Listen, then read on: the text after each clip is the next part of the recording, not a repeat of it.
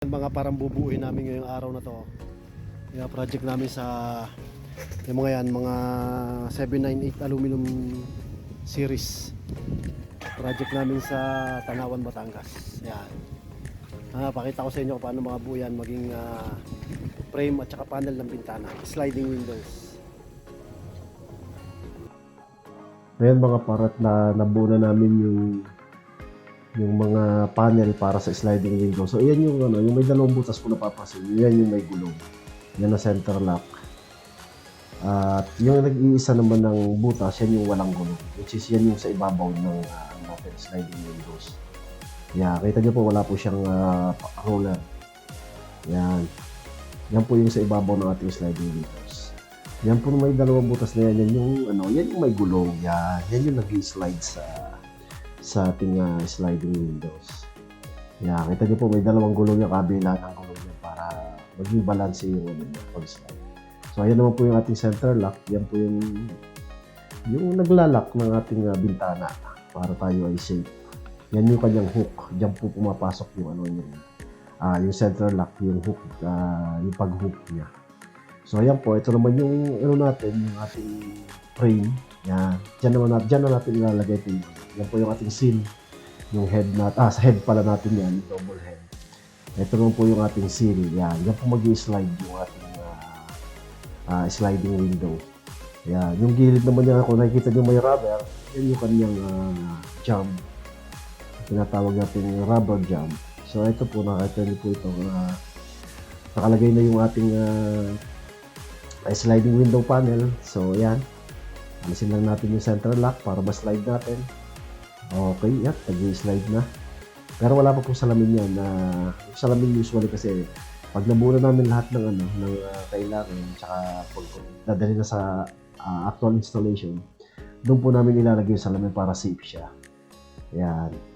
So ayan po, buo na yan. So ngayon papakita ko sa inyo kung paano namin binuo yan. Okay? Yan mga papakita ko sa inyo paano natin binuo yung ating yung process kung paano gumawa ng yung mga sliding tsaka yung mga frame. So yun yung nakakita nyo, una yung ikakating yan, yung mga aluminum natin. Kagaya nung nakita nyo kanina, yung sinabi ko, yung sa 798, yung mga yan yun. So mga mahaba yan, nasa 21 feet yung mga yan. So una, syempre puputol-putulin yan, ikakating natin gamit yung ating miter saw. So yan, ang aming cutter dyan, yan yung aming pinaka-boss. Yan, si Pisan Marvin, yan ang nagkakat ng ating mga aluminum. So syempre nakuha na namin yung sukat ng mga puputulin, ng mga ikakat para sa aming project. So after the-cut, gaya niya na ang binubuo kasi namin ngayon is yung sliding yung frame ng ating sliding windows.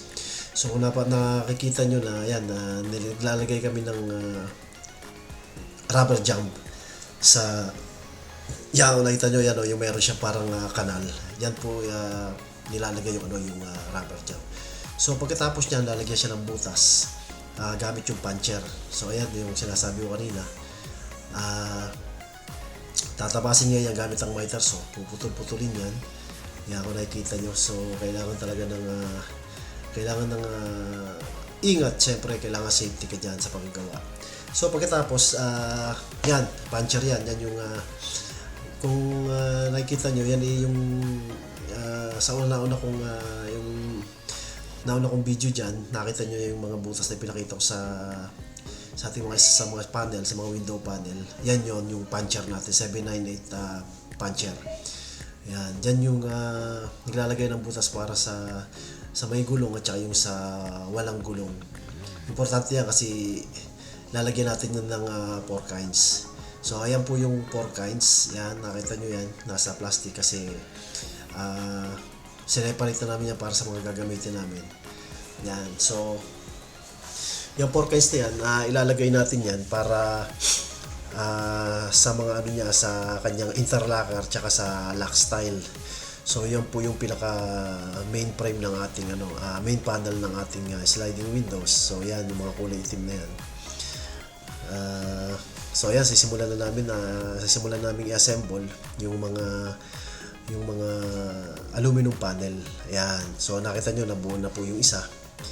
Ayan. So kung nakikita nyo yung maikse, yun yung tinatawag nating rail, top bottom rail yan. So gaya ng nauna kong yung video kanina, sinabi ko sa inyo na yung may butas, yung isa lang yung butas, yun yung walang gulong. Yun yung sa ibabaw ng ating sliding. Sa head, kumbaga, ang tawag po doon sa ano natin, sa frame natin is head po yun, kung saan yung walang gulong yung rail.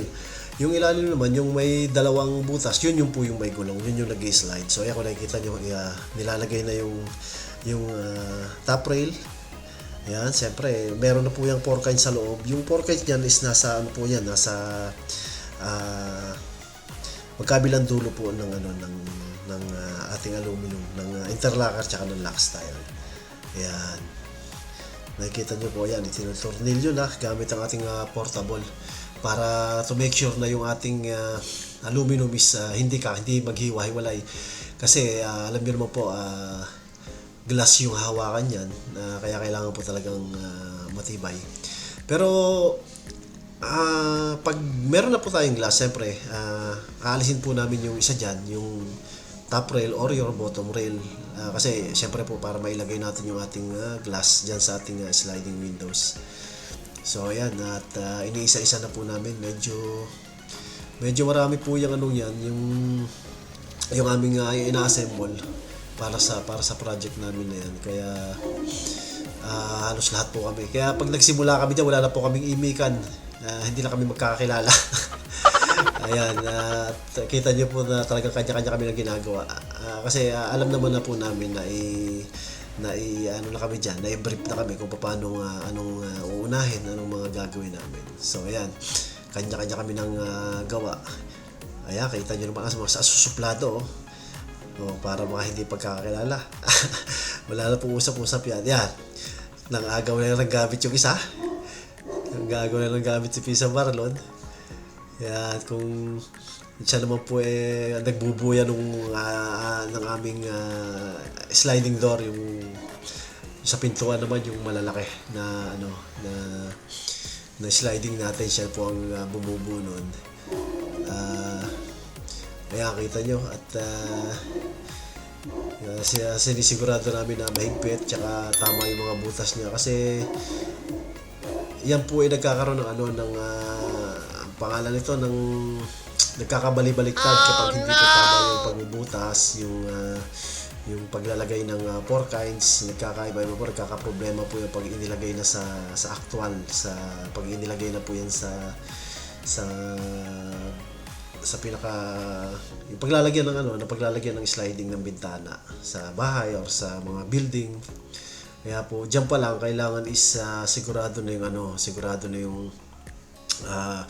tama yung ating paglalagay ng porkines, ng mga butas, ng gulong. Yan, kaya talagang hindi po pwedeng madalian diyan. Yan. So talagang kailangan po kumbaga perfecto kung maaari. Pero syempre hindi naman po natin maiwasan yung magkamali diyan. At meron po at meron talaga. Syempre magkakaiba po kasi yung niyan, gaya ng yung nasa ibabaw at nasa ilalim, magkakaiba po yung porkines niyan. Kaya darating talaga yung time na yung malilito ka. Okay mga par, so hanggang dito na lang po yung ating vlog, at marami pa kaming gagawin, marami pa kaming bubuuhin. Kita-kita ulit tayo sa aming mga susunod na adventure. Okay, baka naman subscribe, paki-like na rin po, at kung gusto niyo paki-share na rin.